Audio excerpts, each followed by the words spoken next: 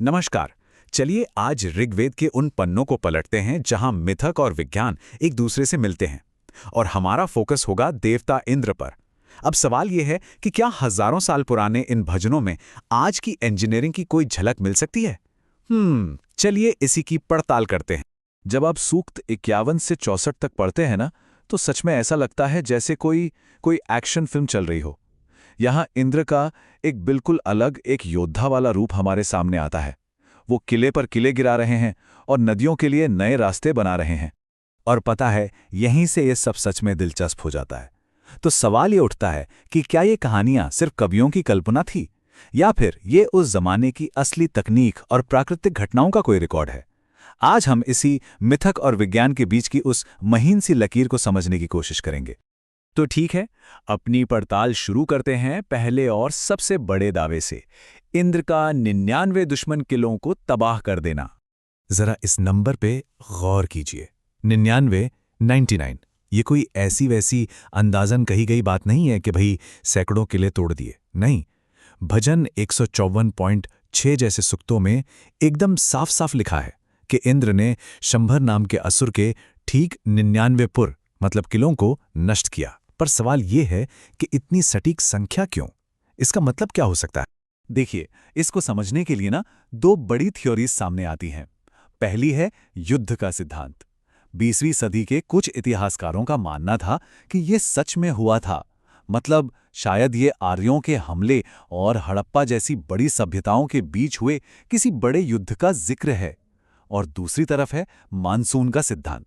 ये कहता है कि ये किले असल में कुछ और नहीं बल्कि बारिश को रोके हुए घने काले मानसूनी बादल हैं। जरा एक किसान की नजर से सोचकर देखिए, बादलों की वो काली दीवार एक किले जैसी ही तो लगती है ना, जो जीवन देने वाले पानी को रोके खड़ी है।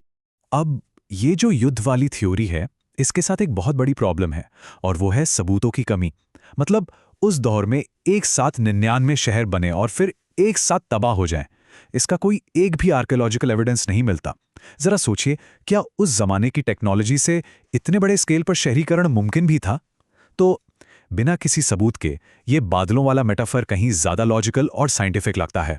अच्छा, तो अगर मान लें कि किले बादल थे, तो फिर उन्हें नष्ट करने वाला हथियार, ये वज्र, ये क्या था? क्या वो सिर्फ आसमान की बिजली का एक मेटाफर था, या फिर कुछ और? यहां से कहानी एक और भी दिलचस्प मोड़ लेती है। वज्र को अयस नाम की एक धातु से बनाया हुआ बताया गया है। अब यह जानना बहुत जरूरी है कि ऋग्वेद के समय में, जो कि ब्रॉन्ज एज था, अयस का मतलब लोहा नहीं बल्कि तांबा या कांसा होता था। हाँ, बाद के ग्रंथों में इसी शब्द को लोहे के लिए इस्तेमाल किया जाने लगा, लेकिन ऋग्वेद के कॉन्टेक्स्ट में यह साफ तौर पर कांस्य युग के टेक्नोलॉजी की ही बात हो रही है। और सबसे बड़ी बात यह है कि भजन ये नहीं कहते कि वज्र कोई जादुई चीज थी जो आसमान से टपक पड़ी। नहीं, वो जोर देकर ये बताते हैं कि इसे बनाया गया था, मैन्युफैक्चर्ड। और किसने बनाया? देवताओं के इंजीनियर, त्वष्टा ने। सोचिए, ये शब्द इंजीनियर, ये अकेला शब्द ही पूरी कहानी बदल देता है। ये किसी दैवीय चमत्कार की तरफ नहीं बल्कि एक टेक्निकल अचीवमेंट की तरफ इशारा कर रहा है। जरा उस पूरे प्रोसेस की कल्पना कीजिए। पहले जमीन की गहराई से वो हरे नीले रंग का पत्थर यानी अयस्क निकालना, फिर उसे धधकती हुई भट्टियों में गलाकर चमकती हुई लिक्विड मेटल में बदलना, और फिर आखिर में उस गर्म धातु को हथौड़ों से पीट पीट कर एक सटीक, एक शक्तिशाली हथियार का आकार देना। ये उस युग के हिसाब से किसी हाईटेक फैक्ट्री से कम नहीं था। सही कह रहा हूं ना? भजनों में इसे सहस्त्र वृष्टि भी कहा गया है, मतलब हजारों धारों वाला। अब ये सिर्फ कोई पोएटिक डिस्क्रिप्शन नहीं है। जरा अंदाजा लगाइए, उस जमाने के टूल्स से धातु को इतनी बारीक और कॉम्प्लेक्स डिजाइन देना कितना मुश्किल रहा होगा। तो ये शब्द असल में ब्रॉन्ज एज की मेटलर्जी और इंजीनियरिंग के पीक को सेलिब्रेट कर रहे हैं। तो ठीक है, हमने आसमान की बात कर ली, हथियार की बात कर ली। अब जरा देखते हैं कि इंद्र की शक्ति ने जमीन पर क्या क्या किया। यहाँ पर ऋषि नोधा गौतम एक बहुत ही हैरान करने वाली बात कहते हैं। वो इंद्र के पहाड़ों को तोड़ने जैसे इतने बड़े काम की तुलना किससे करते हैं पता है? एक बिल्कुल साधारण रोजमर्रा के काम से, जैसे कोई नई नाली खोदता है। सुनने में कितना अजीब है ना? जैसे वो कह रहे हूं, अरे ये कोई बड़ी बात थोड़ी है, हम तो ये सब करते रहते हैं।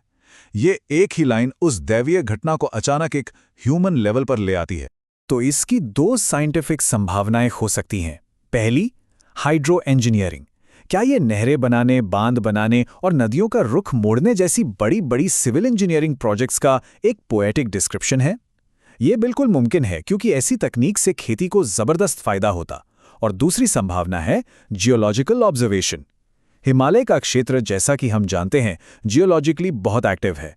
तो हो सकता है कि उन्होंने किसी बड़े भूकंप या लैंडस्लाइड को देखा हो जिसने नदी का रास्ता ही बदल दिया, और फिर इस नेचुरल इवेंट का क्रेडिट इंद्र को दे दिया हो।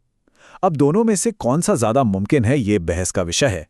पर एक बात तो पक्की है, दोनों ही साइंस पर बेस्ड हैं।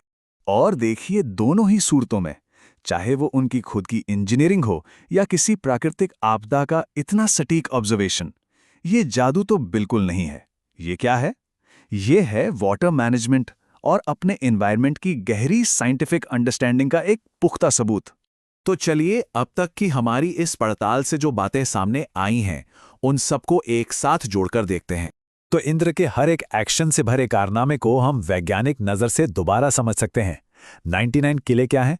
वो है मीटियोरोलॉजी की समझ। वज्र क्या है? वो है एडवांस्ड मेटलर्जी का सबूत। और नदियों का रास्ता बदलना, वो दिखाता है हाइड्रो इंजीनियरिंग या जियोलॉजी में उनकी महारत।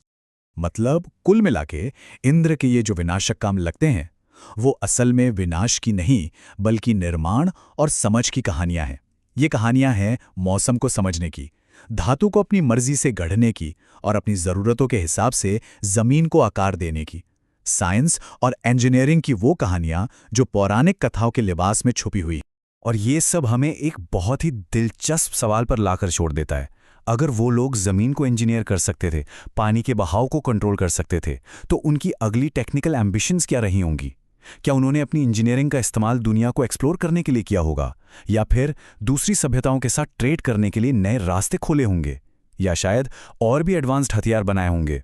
ये सवाल हमें दिखाते हैं कि इन मिथकों के पीछे सिर्फ कहानियां नहीं हैं, बल्कि एक बहुत एडवांस सभ्यता की महत्वाकांक्षाएं भी छिपी हो सकती हैं।